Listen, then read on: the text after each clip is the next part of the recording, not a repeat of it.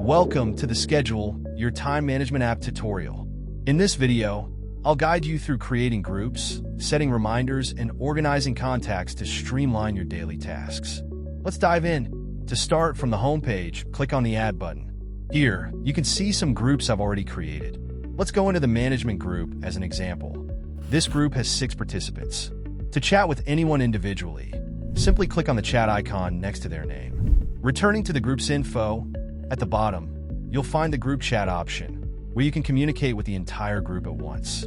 To create a new group like this, choose Other and click Next. Enter your group name and add a group image by selecting the blue circle. Once done, click Next, and just like that, your group is created. From here, you have the option to mute notifications if needed. By clicking the icon in the top right, you can also invite new members from your contacts. Select Send Invitation, and then Share to send invites via your social media platforms.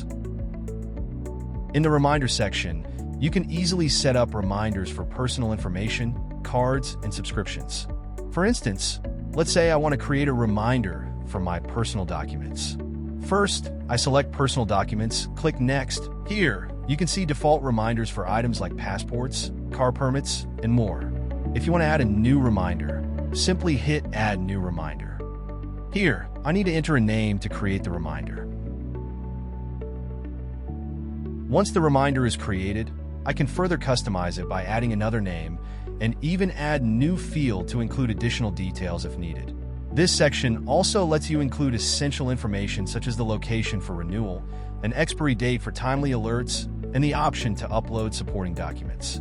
Plus, you can effortlessly share the reminder with your groups or specific contacts, ensuring everyone stays informed.